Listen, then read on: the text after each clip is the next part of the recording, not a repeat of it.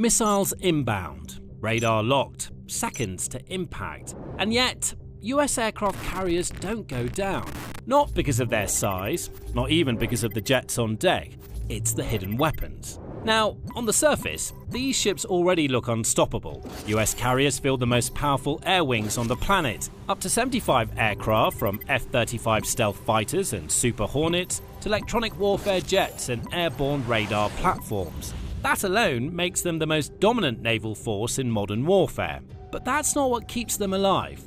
Under the radar, literally, these carriers are packed with systems designed to detect, jam, intercept, and destroy incoming threats before they ever reach the ship. And once you see how these hidden weapons work together, you start to understand why no modern navy has ever managed to sink one.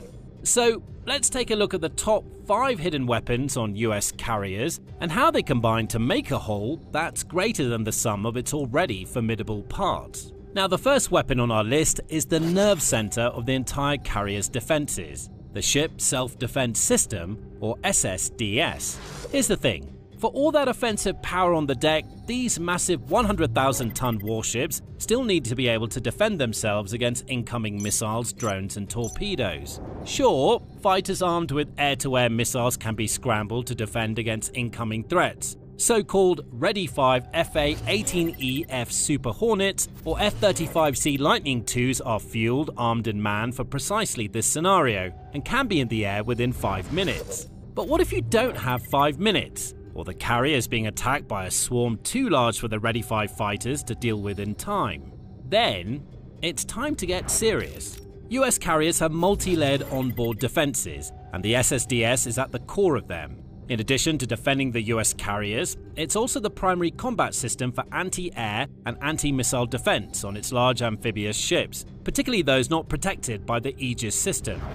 Take a look at what it does. The SSDS integrates and coordinates all the various sensors, weapons, and countermeasures aboard the carrier. The entire detect, track, engage process. With all the ship's sensors and firepower at its disposal, it can then respond automatically to threats like anti-ship cruise missiles, aircraft, and drones, and do so in the blink of an eye. Frankly, it can deal with incoming threats much faster and more precisely than humans could. Now, as you can imagine, a great deal of technological and engineering wizardry goes into making such a complex system work, especially as well as it does. Take the automated fire control.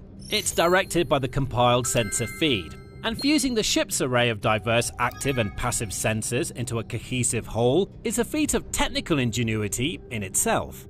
The sensors on board a US carrier typically include the AN/SPS-49 Air Search Radar, AN/SPS-48E and G3 Dimensional Air Search Radar, AN/SPQ-9B Horizon Search Radar, AN/SPS-67 Surface Search Radar, AN/SPS-73 Surface Search Navigation Radar System, AN/SLQ-32 Electronic Warfare System, Centralized Identification Friend or Foe or CIFF System, and the dual-band Spy-3 and Spy-4 radars on Ford-class ships. That pretty much covers all the bases. Now, SSDS doesn't improve the capability of all these individual sensors. Rather, it fuses both the active and the passive sensors into a composite track. It can even track data from sensors on other ships or aircraft in the fleet and on land via its Cooperative Engagement Capability, or CEC, and fuse it with the onboard data. There are several benefits to this configuration.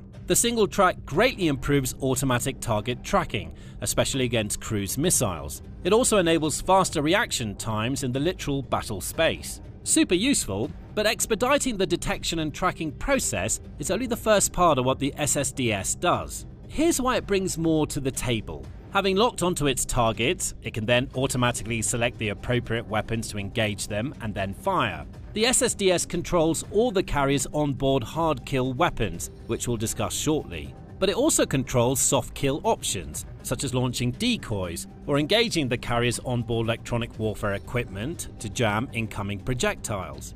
Like most US weapon systems, the SSDS undergoes regular modifications and upgrades to able to contend with an ever-changing threat matrix. The current iteration is the SSDS Mark II, which has 6 variants, mods 1 to 6, tailored for use on different classes of ships. The USS's 10 Nimitz-class carriers use Mod 1, while Mod 6 is specifically geared for Ford-class carriers.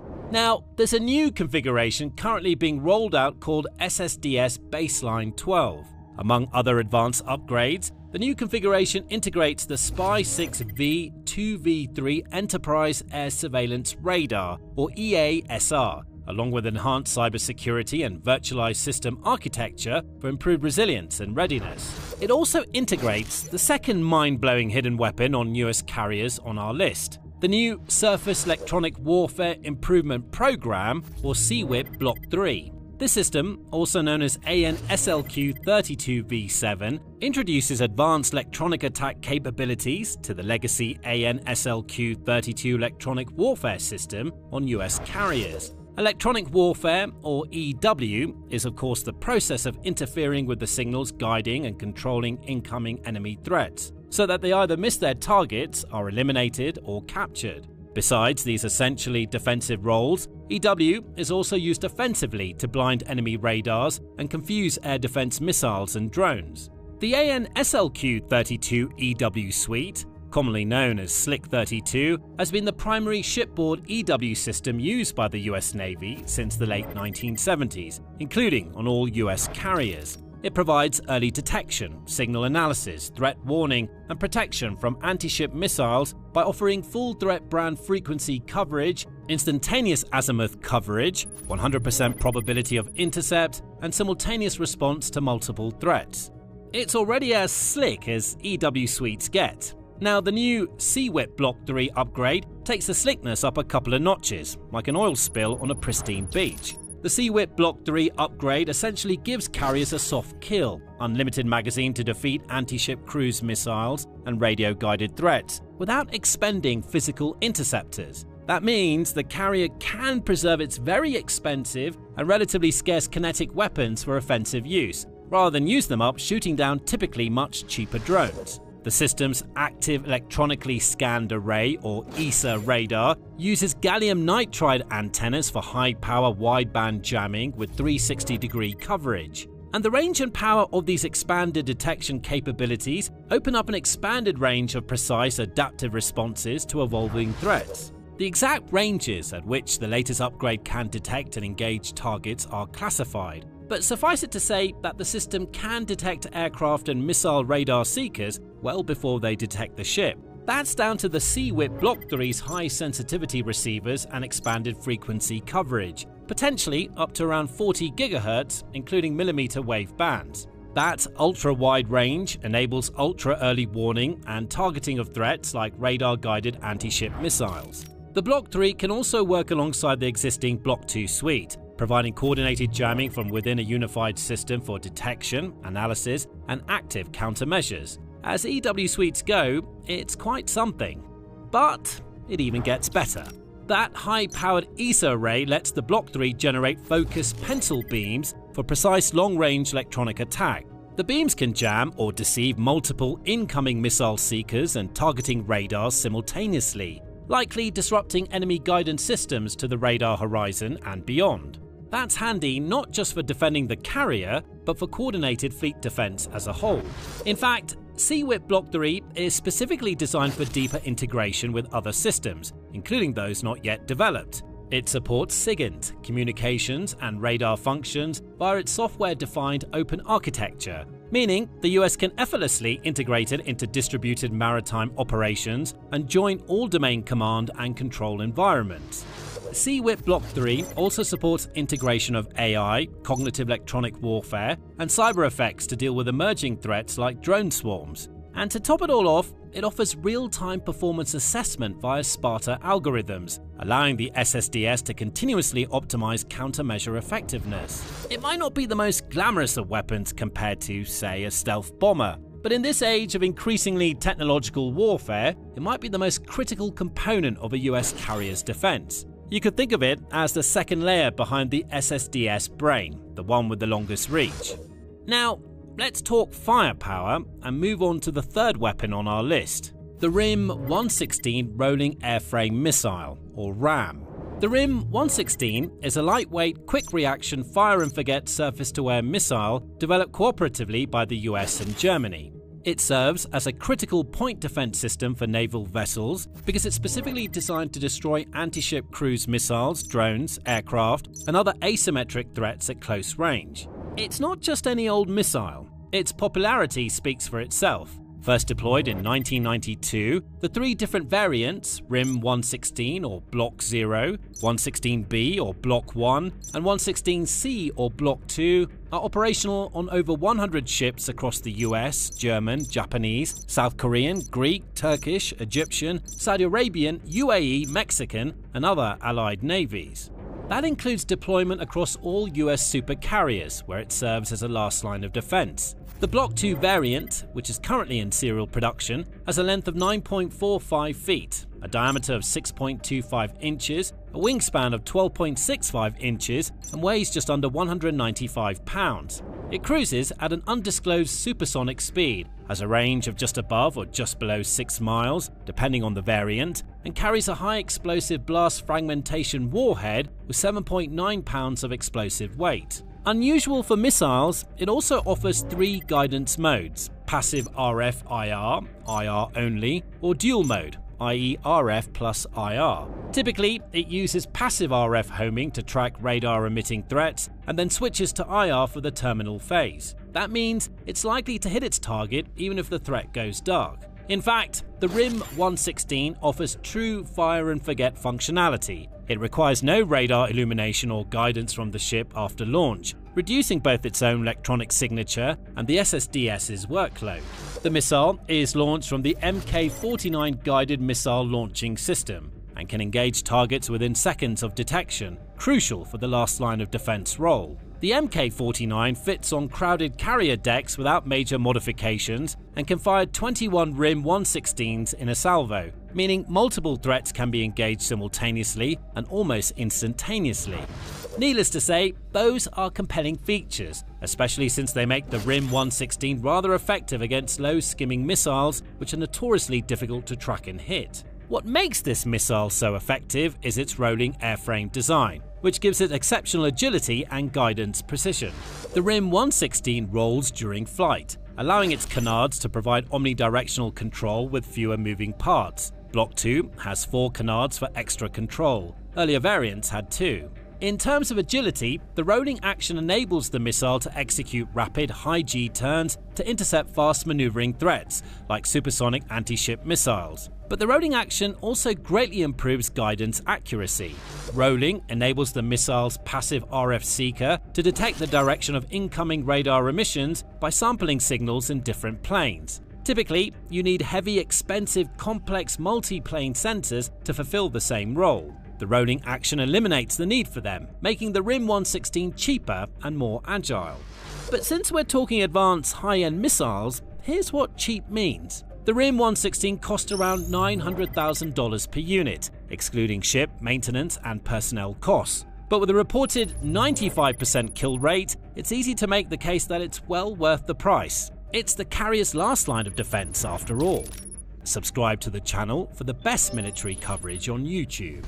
Now, compared to the RIM 116, our fourth hidden superweapon on US carriers is right at the other end of the defense spectrum. Now, a carrier's first line of defense comes from long-range missiles like the SM-2 and SM-6, fired from the warships in the carrier group that accompanies it. From a defensive perspective, that's precisely why the likes of the Arleigh Burke-class destroyers are included in the group. But on the carrier itself, the ESSM Block II is the longest-range onboard kinetic weapon system, is a close second. So let's compromise and call it the carrier's medium-range point defense. The ESSM Block II, or to give it its full name, the Raytheon RIM 162 Evolved Sea Sparrow Missile Block II, is a medium-range shipborne interceptor developed by Raytheon for the US Navy and NATO allies. Entering service in 2020, it's the latest iteration of NATO's long-standing Sea Sparrow program, designed to counter a wide spectrum of aerial threats, including maneuvering supersonic anti-ship missiles. It's in full-rate production and operational with the US, Australia, Canada, Denmark, the Netherlands, Norway, Turkey, and other NATO nations. The Block II variant incorporates an active X-band radar seeker in combination with a semi-active mode, allowing target engagement without continuous illumination from the launch platform's fire-controlled radar. Much like the RIM 116, this terminal homing mode increases tactical flexibility in contested and saturated environments, and increases the ESSM's effectiveness against drone swarms, low-skimming anti-ship missiles, and even fast-moving patrol boats. The big difference compared to the RIM 116 is that the ESSM Block II has a range of around 27 nautical miles and carries a much larger payload, an 86-pound blast fragmentation warhead with a proximity fuse. That extra range, coupled with the same kind of high-tech features as the RIM 116, is what makes the ESSM Block II such an ideal fit as the carrier's medium-range point defense. For most US warships, the Block II is designed to be quad-packed into a single Mk-41 vertical launch system cell. But on the US carriers, they're launched from the Mk-29 guided missile launching systems, above deck, 8-cell launchers specifically designed for the ESSM. Most carriers have 2 Mk-29 launchers, giving a total of 16 ESSM missiles for point defense. That's significant firepower to take out any threats that sneak past the carrier group's long-range missile defenses. But 16 missiles might not be enough to protect against a sizable drone and/or missile swarm. That's where our fifth and final hidden carrier weapon comes in: Coyote and Roadrunner M interceptor drones. These systems solve for one of the most critical questions in modern drone warfare: the cost-to-kill ratio. It's simply not feasible to shoot down incoming $30,000 drones with missiles that cost multiples more. Of course, if there's a single $30,000 drone heading for a critically important target, where the damage could be worth many millions, if not billions, then it still makes sense to use a $1 million missile to shoot it down. But what if there's a swarm of cheap, deadly, maneuverable drones approaching? Expending all your pricey missiles to bring them down might not bring down all of them, but it can leave your defenses depleted. For the answer to this, we need to turn to Ukraine. Facing down large swarms of Russian Shahed-Gerand drones nightly for a couple of years, no one's more acutely aware of the problem than the Ukrainians, and they came up with an ingenious yet completely practical solution: shoot down drones with drones. And now the entire world has jumped on the bandwagon. For the US carrier fleet, the threat from drone swarms is constantly growing. The US had a taste of it in 2025 during its brief Operation Rough Rider campaign against the Yemeni Houthis, and decided its carriers needed to fight fire with fire, the Ukrainian way. It decided to utilize US-made interceptor drones to protect its fleet, and selected Anduril's Roadrunner M and Raytheon's Coyote Block II interceptors as the first to be integrated. The Coyote Block II-3NK is a tube-launched, jet-powered loitering interceptor costing around $100,000 to $125,000 per unit. Block 1 is around 3 feet long, has a wingspan of just under 5 feet, a weight of 13 pounds, and a loiter time of an hour. The exact specs for Blocks 2 and 3 aren't specified, but it travels at 345 miles per hour, a significant upgrade on Block 1's 63 to 80 miles per hour, and has a range of around 9 miles. The later variants have been adapted for shipboard use thanks to the Coyote's rocket-assisted canister launch configuration. Depending on the variant, the Coyote can engage drones with either a 4-pound blast fragmentation warhead or a non-kinetic payload, likely a high-power microwave or electromagnetic pulse.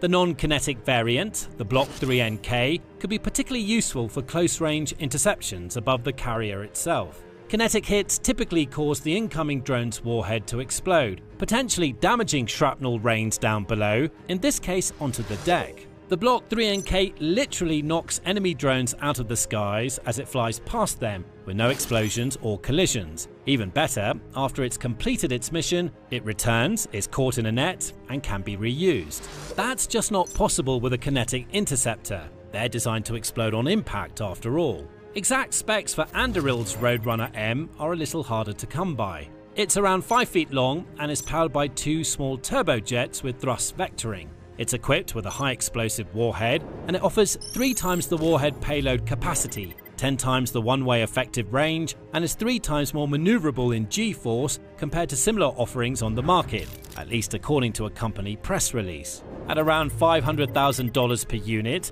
it's substantially more costly than the Coyote. However, unlike most other kinetic interceptors, this reusable jet-powered interceptor can return to base if not used, reducing the long-term costs. Unlike the canister-launched Coyote, the Roadrunner uses a vertical takeoff from an autonomous nest hangar. If the mission is aborted, it can return, landing vertically on flip-down legs, ready to be reused. The reusability, no doubt, played a role in the Navy's decision to opt for both the Coyote 3NK and Roadrunner M as its interceptor drones. Both systems already fulfill the basic requirement of providing a layered, cost-effective defense against drone swarms at a fraction of the cost of traditional missiles. The SSM Block II cost about $1.5 million per unit, while the longer-range SM-2 missiles carry a price tag of about $2 million, and SM-6 missiles cost over $4 million each. The Roadrunner M is almost half the price of a RIM 116, and 3 times less than an SSM Block II, and the Coyote is 3 to 4 times cheaper than that. It's a no-brainer. But there's just one catch, at least in terms of our listing. The Coyote and Roadrunner M systems aren't actually installed on the US carrier themselves, like the other weapons we've showcased. Rather, they're being installed on the Arleigh Burke-class destroyers that accompany US carriers in the carrier strike groups. Still, that doesn't really reduce their effectiveness in the carrier defense role. They can be airborne when the strike group is in a threatening area, and then assigned to an incoming threat that's detected, cutting the response time. From that preemptive pose, they can fast maneuver to intercept an assigned target, or even circle until one is acquired, and land back on the launch ship if not. One thing that's not clear at the moment is whether either drone can be currently controlled via the carrier's SSDS. Both systems are likely operated independently or through their own dedicated fire control systems on destroyers, rather than being centrally managed from the carrier.